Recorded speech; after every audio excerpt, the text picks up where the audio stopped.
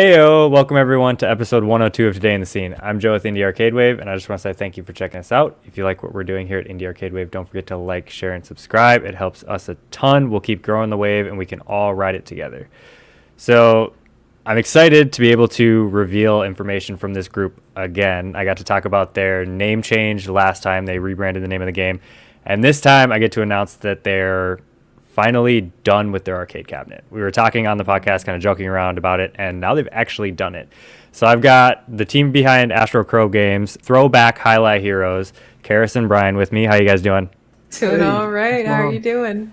I'm good. I'm really excited to talk to you guys. I actually haven't even seen the cabinet yet, which we're going to reveal that, which I'm super excited for.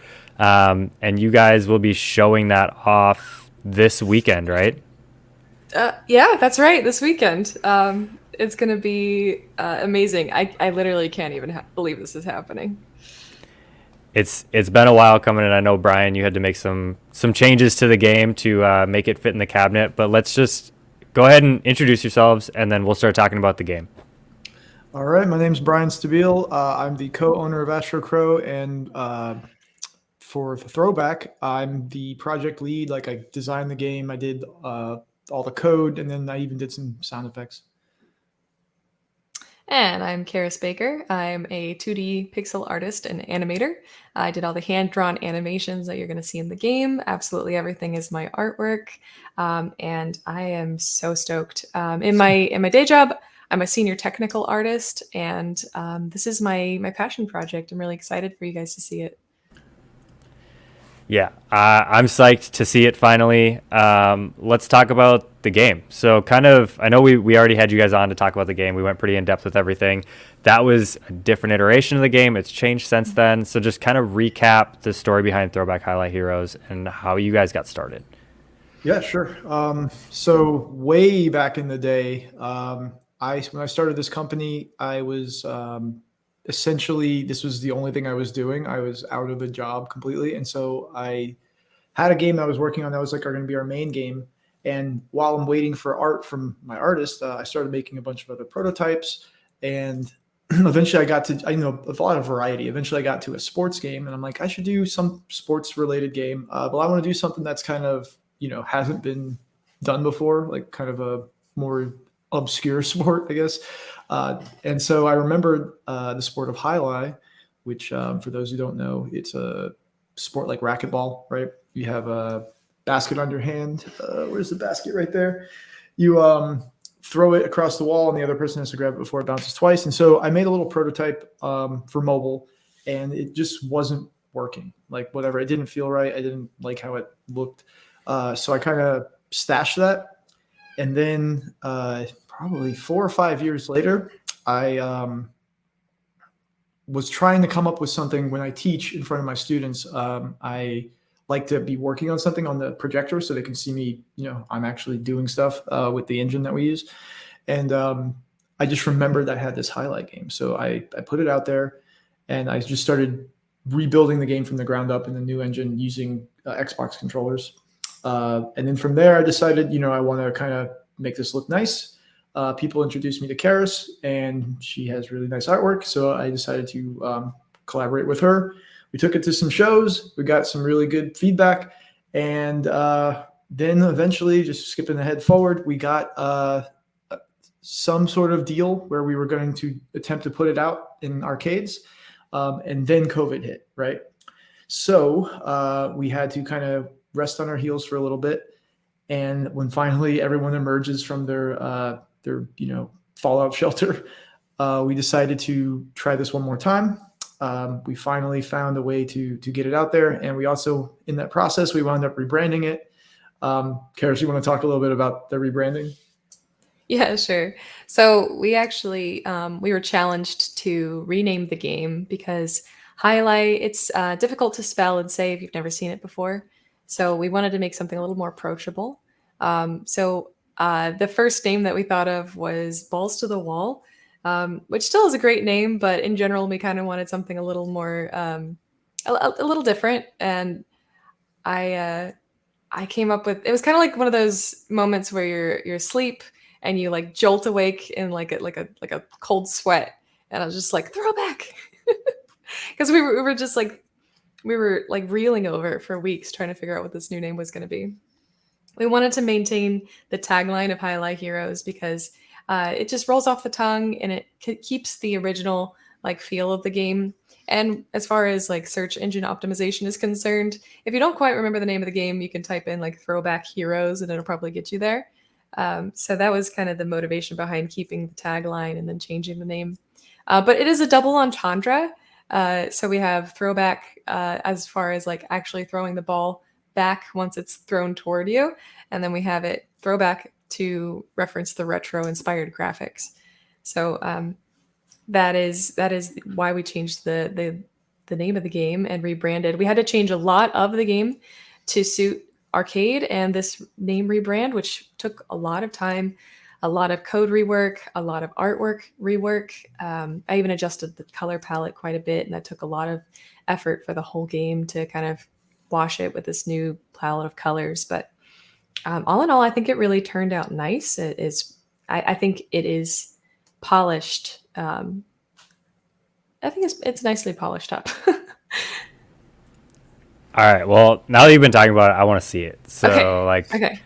I feel like Are you I gotta ready? see this game. I am, yeah. Okay. The world debut. Drum roll, please. Yeah. Okay. Get on with it. I'm trying. Ba-da! Oh, damn! You want the white cabinet? Ooh, that It's like side an art is off-white. sick So- too. Slightly It's light blue. There we go. Okay. That's gonna stand out. That is sweet.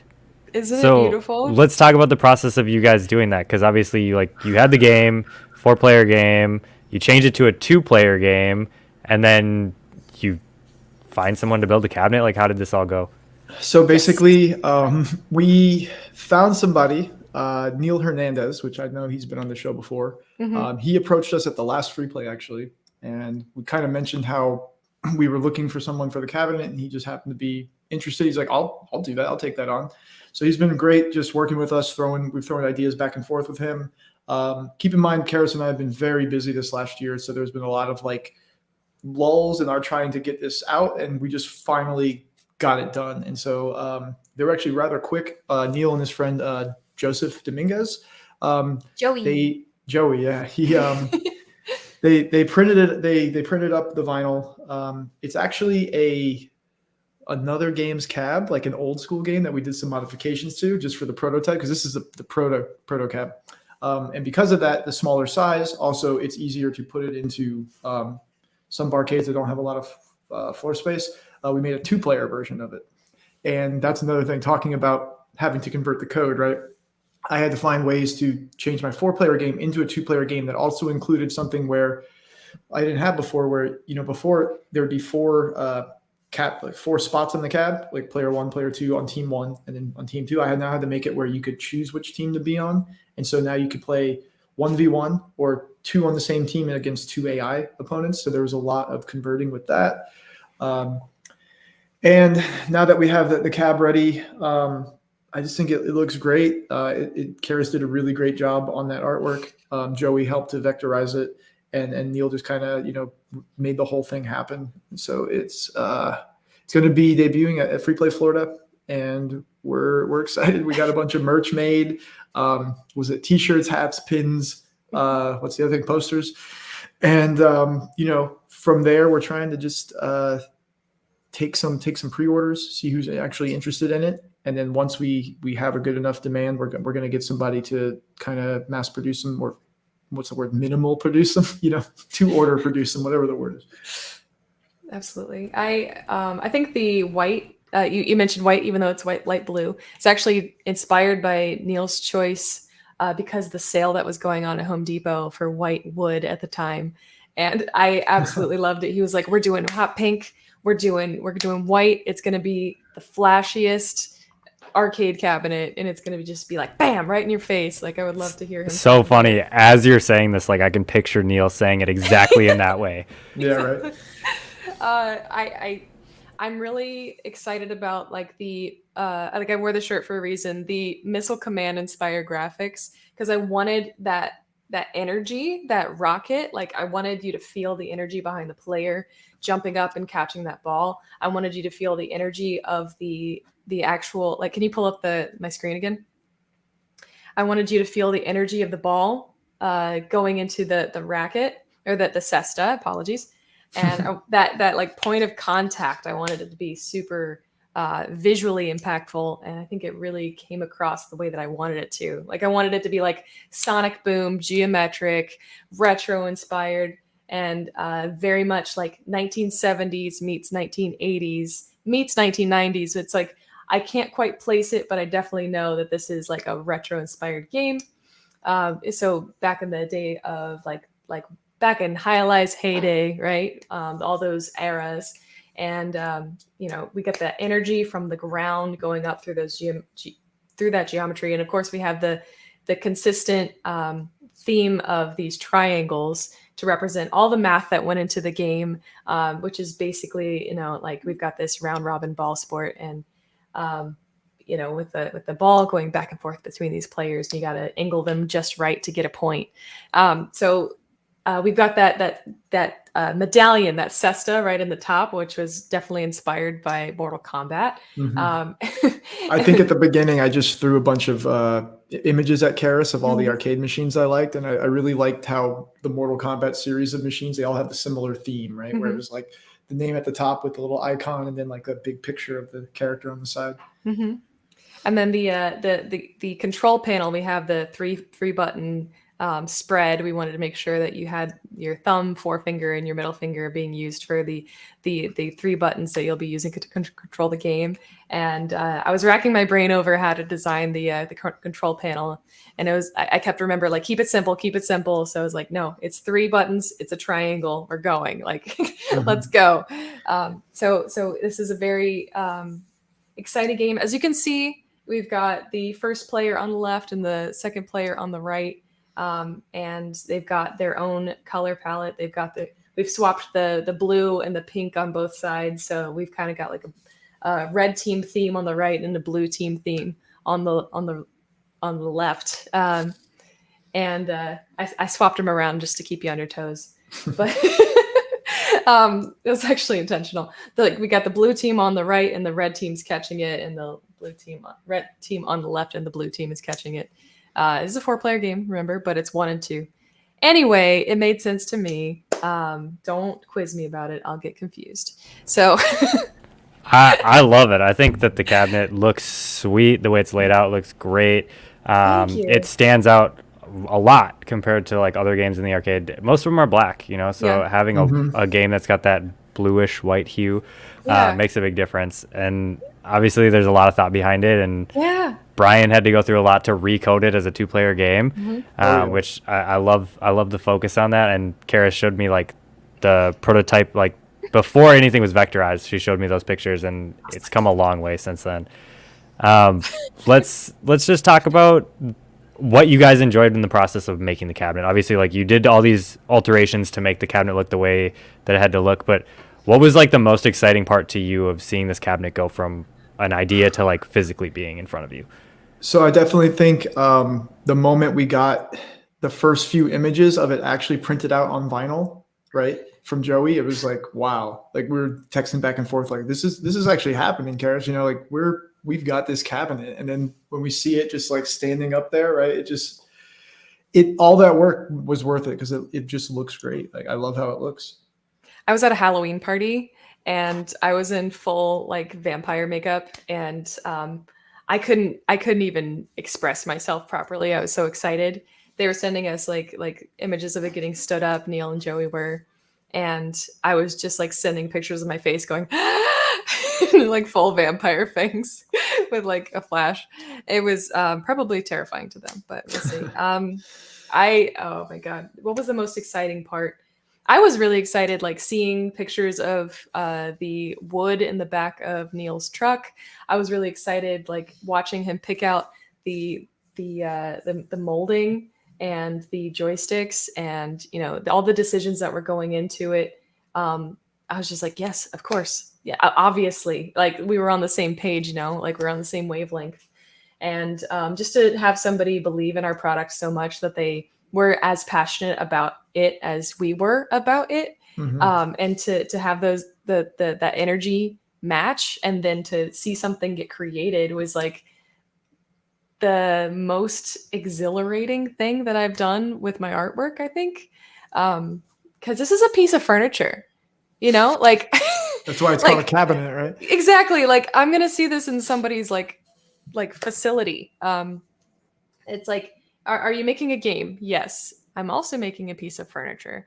Like, it's a completely different ball game. And like, even we were talking about like how to sell it and stuff. It's like, what category does this go into? Like, it's not a downloadable game. It is a toy. It's like it's like completely different. We made it light blue because we didn't want it to be completely white, but we wanted to keep that vibe. There's actually no white in the game except for very, very decisive spots, which really make the ball pop, or the top of the helmet, or the numbers, so that you can visually understand what's going on the screen a lot better, so that those white spots aren't fighting against any of the other colors.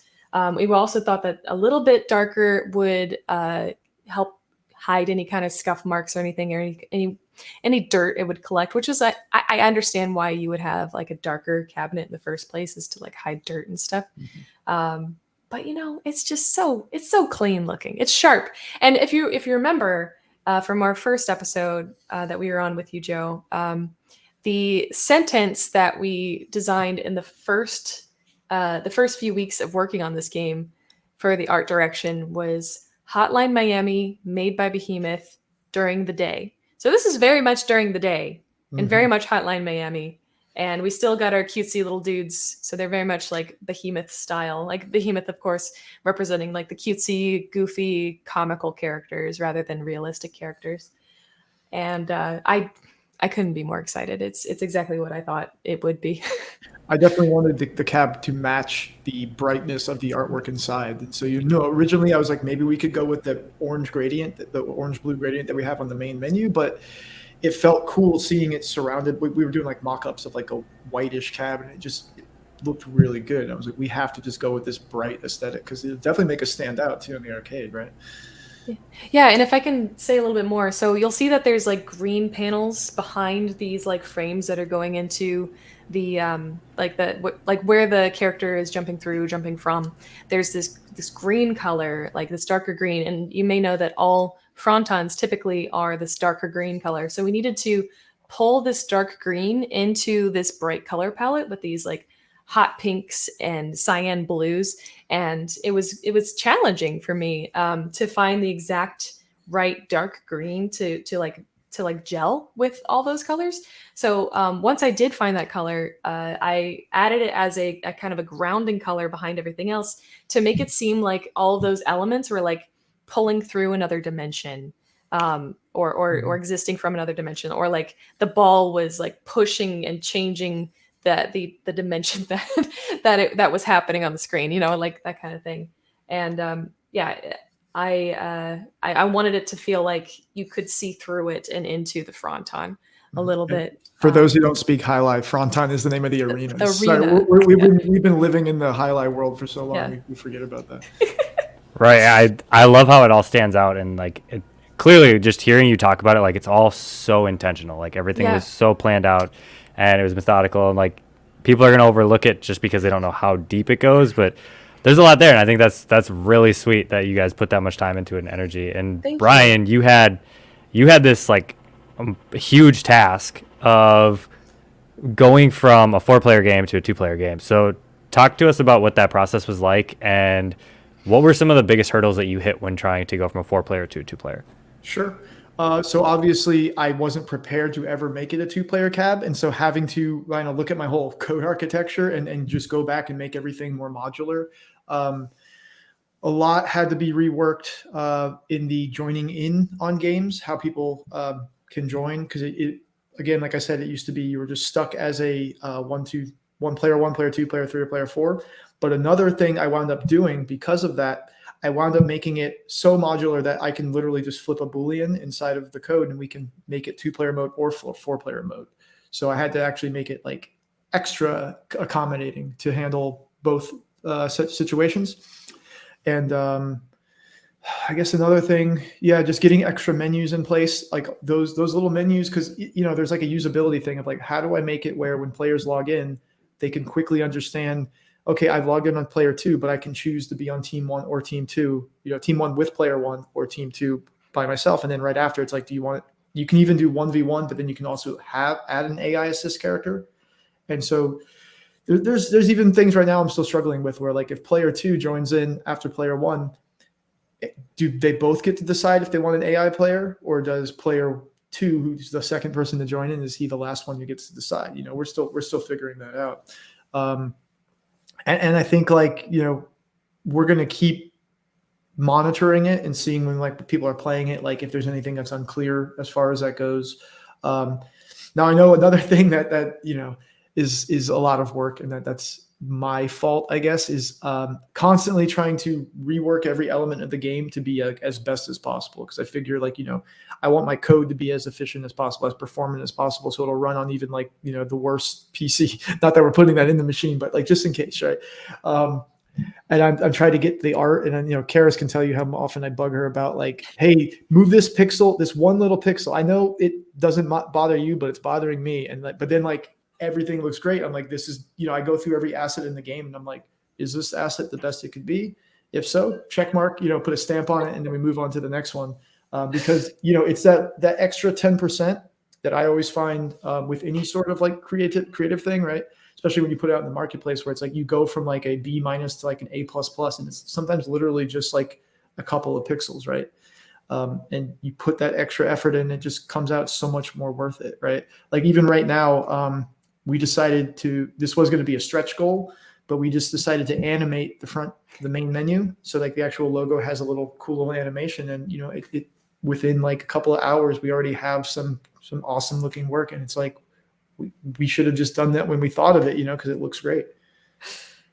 Yeah, I can speak to like everyone should have a Brian on their team. Not only is he an excellent producer in the way that he keeps us on task, I say us, me, but he also is like incredibly encouraging. Like I think I personally experienced a lot of bullying in my art career, people seeing what I could do and trying to hold me back. And I think one of the reasons why this game was so successful was because there was a genuine amount of like positivity that came from how he was impressed with my abilities. Where he was like, this is really good. And it wasn't like, wow, this is really good, you're so good. It was like, this is really good. And there's a difference, and so I was like, okay, let's make more. And then also like fierce feedback is a big part of it, right? Where it's like, hey, this isn't great, you could do better. or like, hey, this pixel's bothering me. Like that's a real thing. That's a real thing that happens all the time. Like, hey, there's a stray pixel on frame 3. I'm like, okay. The worst is in the animations, man, because you notice it wiggle. It's like yeah, because the pixel moves. One pixel off. I'm like, why is that pixel off? But I think for me, it's actually I'm really fortunate that Caris is actually good because I don't have to sugarcoat things. I can be like, Caris, this is great. This is some of your good work. Caris, this one sucks. Go back and do it, and now it's great, right? Because I'm not very good at pretending that I like stuff. Right. I'm just like, you're actually good. I actually like your work. That's why I like working with you, right? So well, it's genuine, honest feedback. Like that's what anybody that's going to improve in what they're doing needs.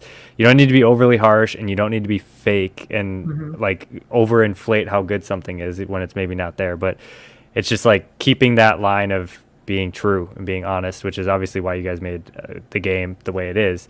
And you're going to get tons of testing. Like you're gonna those questions you had, Brian, like they're gonna be answered this weekend. I almost guarantee it, because I expect someone to hard lock the game like within like 10 minutes.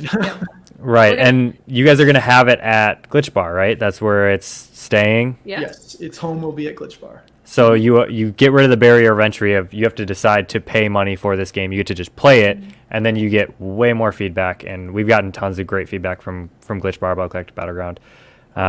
And I'm super excited for you guys to debut this and everything. Now let's talk about, this is your first arcade cabinet at a convention. What are you most excited about with bringing this? Because you've been to conventions, like you've already seen these things. So what is different this time from the other times? I think it's like the culmination of everything that we've been working for, and all of these like sky high dreams that we've had are finally being realized.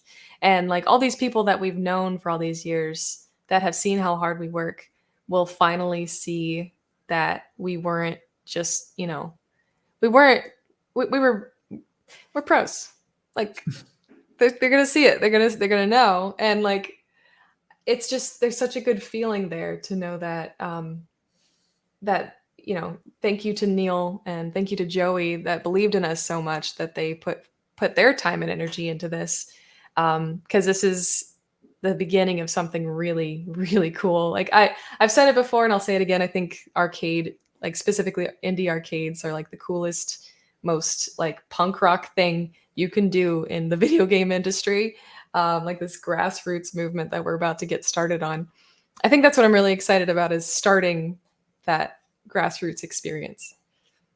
And for me, I think it's, seeing people playing it, seeing people enjoy it, and whether or not they know I made it. Like that's always a cool thing. If someone actually legitimately enjoys it, right? I don't want people just, oh, your little game, right? That whole type of thing. And that's how people kind of treated us. I felt like it was, we put a lot of hard work into this, and people are like, oh, how's your little dumb highlight project, right? and it's like we're working our asses off. We're trying to make this as best of a game as we could, and so when people play it and they're like, whoa, this is actually like such a qualifier, like, oh, this is actually good, instead of just some little hobby thing I have to pretend to like because you're my friend. Yeah. Yeah, I think one of the most encouraging things that I heard, maybe like when we were just getting past a certain threshold, someone that I respect came and played it and said, there's like a ridiculous amount of polish on this game. And it was like you could hear the tone change, where like what Brian's describing, where it changed from like, yeah, this was a cool like hobby, to like, this is becoming something that I can't understand anymore. What is happening? Like, it's going beyond my realm of understanding of what should be a hobby project. Mm-hmm. And that's a really cool feeling, because it was like, yeah, I don't know. It's just like when you have a dream and you take it seriously, right, and you express yourself about how seriously you want to take your dream, other people will take your dream seriously as well. So it's been a really cool journey, and not one I want to do again. But at least like in a tighter time frame, right? Because this time frame included the global pandemic. Mm-hmm. But I think that maybe since we've gotten this one out the door, there'd be a tighter round of iteration, right, for any potential games that come afterwards. Yeah, you've already crossed most of those bridges. So, yeah. What were you saying, Brian? I was saying just a better pipeline, even if we can get some extra help, hands-on stuff, just to make it go a lot quicker, because now we know how to do it. We learned a lot from this project, for sure. Yeah. Yeah. Absolutely. I mean, I think you guys both made really good points there, and it's exciting to show that first cabinet, and like really, I know exactly how you're feeling, because when we had the first Galactic Battleground cabinet, I was like, holy shit, like this is a thing. Like you can actually have people play this game. And it was really exciting. The first convention was super, super fun. So I'm amped for you guys to like experience that.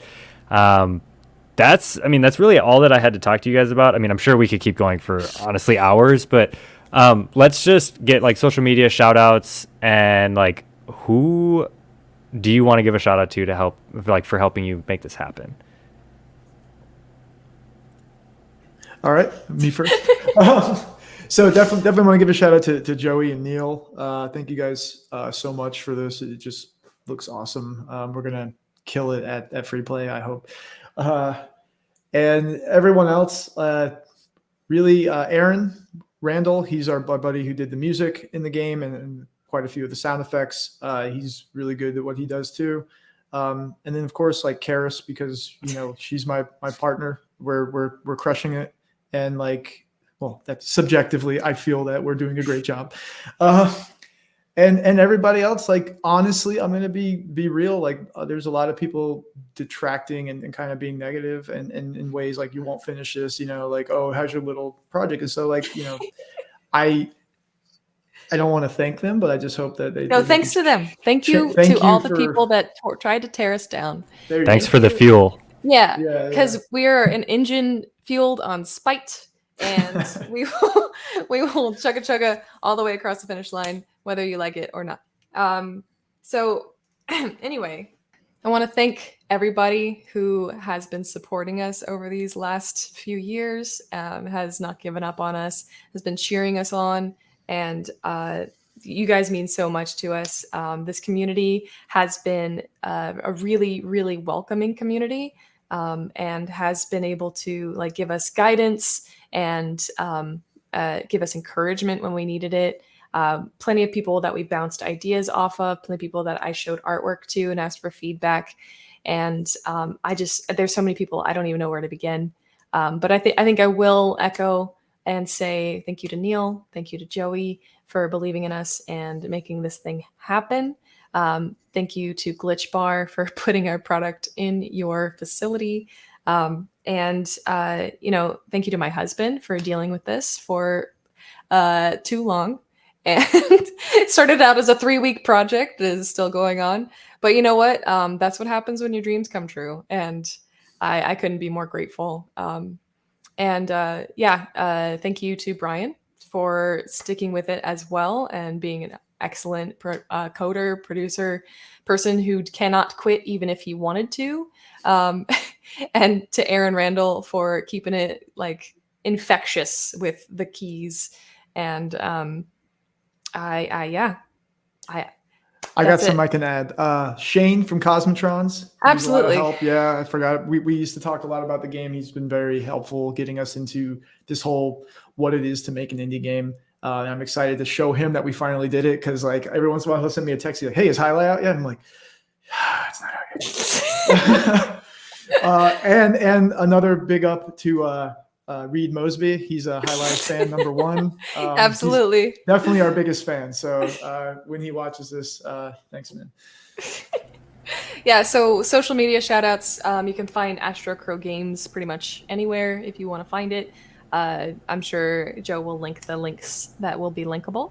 And my personal Artstagram is Caris Captures, as well as my TikTok.